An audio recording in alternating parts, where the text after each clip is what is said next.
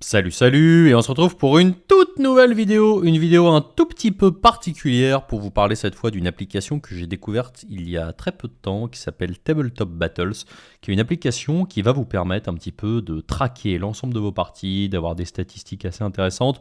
Petit disclaimer avant le début de la vidéo, cette vidéo n'est pas sponsorisée, j'ai découvert ça tout simplement parce que j'avais un pote à moi, à savoir MrZa, qui m'a montré ça et je me suis dit c'est absolument génial.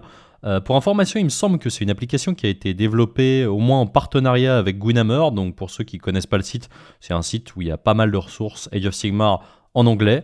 Et ils ont fait cette application pour pouvoir vous permettre exactement de suivre vos parties, de voir un petit peu votre évolution. C'est une application qui existe, il me semble, depuis plus de 6 mois pour Warhammer 40 000. Et depuis environ un mois, elle a été adaptée pour Age of Sigmar et vous verrez qu'elle est très très très intéressante. Elle est disponible au moins en tout cas sur iOS côté téléphone portable et tablette, donc c'est assez sympa. Je vais vous montrer ça tout de suite. Alors on arrive directement sur l'application.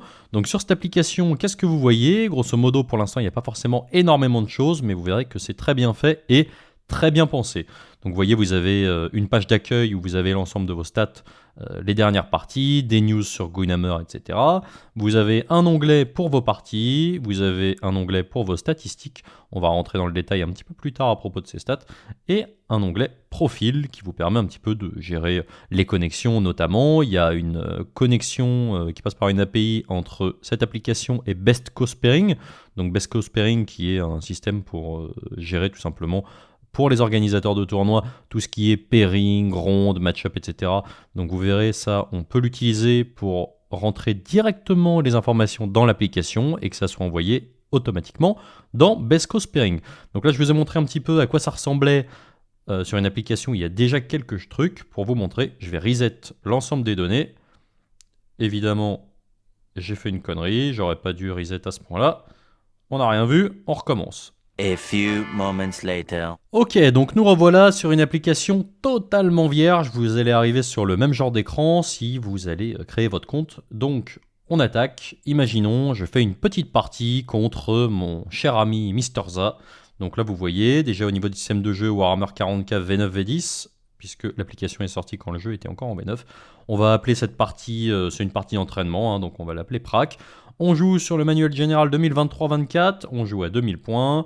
On va compter les PC puisque c'est assez pratique et éventuellement, vous voyez, on va pas le mettre là pour la vidéo, mais vous avez la possibilité d'avoir des petits reminders pour prendre des photos de votre partie et tout simplement suivre votre game. Donc moi, je m'appelle Sam. On va jouer aujourd'hui contre MrZa puisque c'est lui qui m'a fait découvrir l'application et aussi parce que j'ai bien envie de gagner. Je sais que contre Romain, ça va bien se passer. Donc vous voyez déjà au niveau du choix de l'allégeance, c'est assez bien foutu. On arrive aux grandes strats et là, première bonne surprise, vous avez les grandes stratégies génériques donc de cette saison et également les grandes stratégies propres à votre Battle Tom. Donc nous, on n'est pas fou, on va prendre Empire of Corps, c'est simplement 3 rip sur la partie via les fosses et ensuite les armies sont battle ready.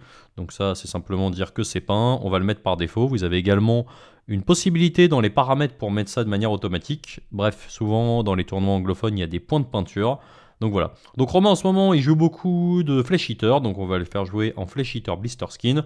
On va lui mettre une grande strat générique et son army est battle ready. Donc c'est parti, on a lancé notre partie. Donc là on arrive sur les scénarios de cette saison, donc déjà première bonne surprise, vous avez l'ensemble des scénars avec un petit visuel du déploiement. Donc ça c'est super pratique, vous avez les objets, en général les restrictions par rapport au territoire adverse sont classiques.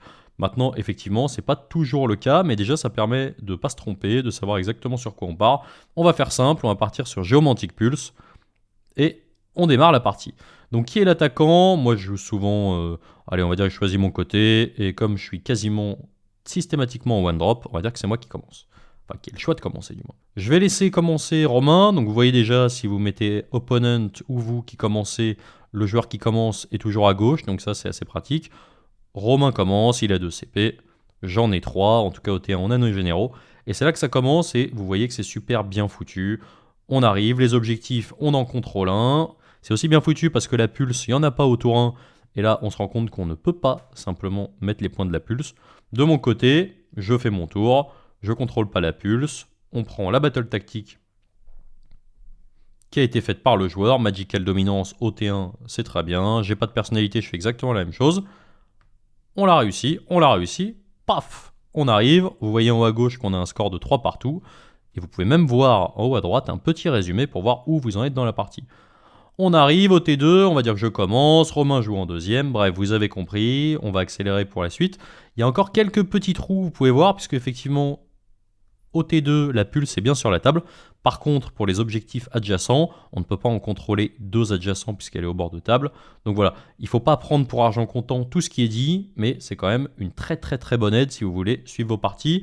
On va prendre Intimidate the Invaders, on va prendre une battle tactique pour Romain, on va prendre Bait and Trap, on continue, on marque nos points, on continue nos tours, blablabla, on tient la pulse, on tient pas la pulse, bref, les battles tactiques, on les met pas, vous avez compris, là c'est juste pour vous montrer.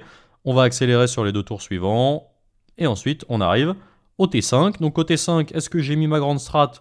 Oui, bien évidemment, puisque je joue Black Gravelord. Est-ce que Romain a mis sa grande strat? Exactement. Et donc, on arrive à la fin de la partie, et vous avez un petit résumé très sympa. Vous pouvez voir qui a commencé, un détail de chacun des tours, et vous pouvez enregistrer que vous avez gagné cette partie. En haut, vous avez la possibilité de spécifier comment la partie s'est terminée, est-ce que c'est allé au bout, est-ce que ça s'est terminé prématurément, est-ce qu'il y a eu un abandon. Bref, vous l'enregistrez. Vous avez un petit truc sympa, un visuel que vous pouvez partager si vous voulez montrer à vos potes que vous avez battu Romain. On ferme, et là on arrive dans le home. Vous avez un tracking de l'ensemble de votre partie, donc c'est une partie qui s'appelle Prac, vos games, vos stats. Alors là, effectivement, il n'y a qu'une partie, donc je vais en rentrer une deuxième rapidement pour vous montrer un petit peu à quoi ça ressemble. On va rester sur du AOS V3. On va pas perdre de temps, on va faire ça très vite. Moi, c'est toujours Sam. Je joue toujours contre Romain, mais cette fois-ci, on va essayer de faire en sorte qu'il me batte pour voir un peu à quoi ça ressemble. C'est important de sélectionner les factions. On va dire que je joue STD, Chevalier du Trône Vacant, c'est très bien. Je suis toujours battle ready. Ma grande strat, on va prendre Overshadow. Du côté de Romain, en ce moment, il est à fond. C'est de la big wag. Hop là, une grande strat, on va prendre wag. Comme ça, il n'y a pas de problème. Et on redémarre. On va se prendre un autre scénario. Par exemple, je sais pas, Powerflux. Donc vous voyez qu'en fait, à chaque fois, les points de scoring sont directement liés au scénar. Donc c'est pas parfait, puisque comme on l'a vu précédemment, il peut potentiellement y avoir des erreurs. Mais c'est quand même pas mal pour traquer. Donc là, les points bonus pour les Antorian Locus. Est-ce qu'on a tué un wizard ennemi?